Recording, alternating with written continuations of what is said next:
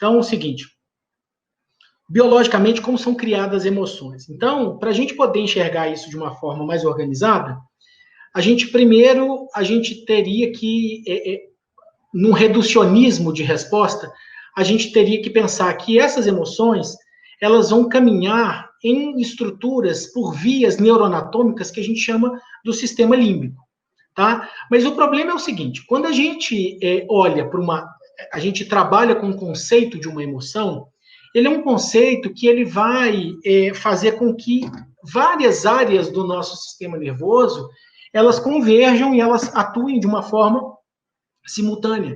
Então, imagina, uma emoção, ela nasce, por exemplo, visualmente.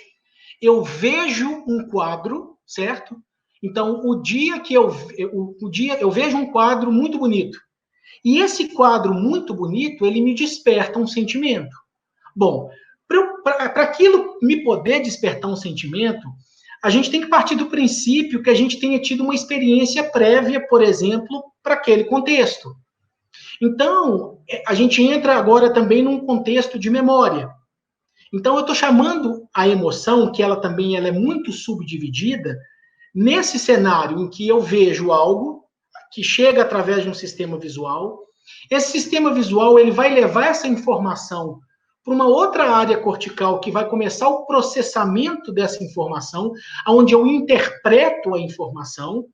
E depois que essa informação ela passa a ser interpretada, eu começo a dar uma conotação a ela. Então, anatomicamente, eu cheguei numa via que a gente chama numa área primária, uma área visual. Depois a gente processa essa área, essa informação, ela sai de uma área primária e vai para uma área secundária, que é uma área de associação, onde a gente, então, não enxerga só, por exemplo, uma moldura do quadro e traz o conceito que está por trás desse quadro e todas as outras informações subjetivas e inerentes àquele quadro. E aí o seguinte, quando a gente, então, vai tratar de uma emoção, a grande dificuldade é a quantidade de estruturas que vão agir em conjunto para que elas sejam geradas.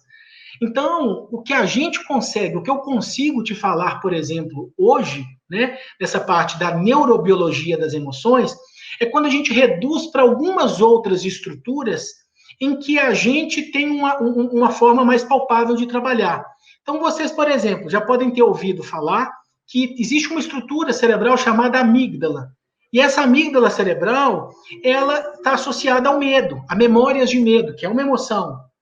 Então, é como se a gente pensasse que essas memórias de medo estivessem, por algum momento, abrigadas naquela estrutura da amígdala.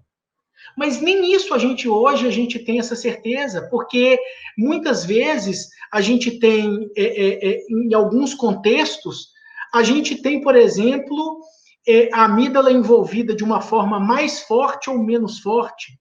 E quando a gente pensa anatomicamente na amígdala, ela está dividida em pedacinhos que são núcleos, e muitas vezes o que acontece em um núcleo da amígdala não está associado no outro núcleo da amígdala. O que eu estou querendo falar de uma forma distinta é que em cima dessa pergunta, né, em relação, então, à parte biológica das emoções, o que a gente tem hoje de mensurável são estruturas neuroanatômicas nas quais alguns tipos de emoções estão envolvidas.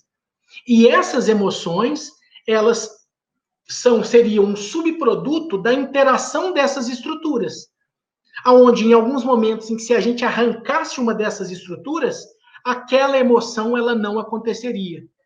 Então existem casos em que pacientes, né, eles sofrem lesão em alguma estrutura e eles perdem a função cognitiva daquele tipo de emoção. Então, por exemplo, lesões em amígdala podem estar associadas com a perda do medo, tá? Mas isso, sem dúvida, é uma resposta que teria que ser muito mais robusta e detalhada, só que a título de ilustração, o tempo não nos vai permitir eu fazer essa divisão mais fatiada, né, para vocês.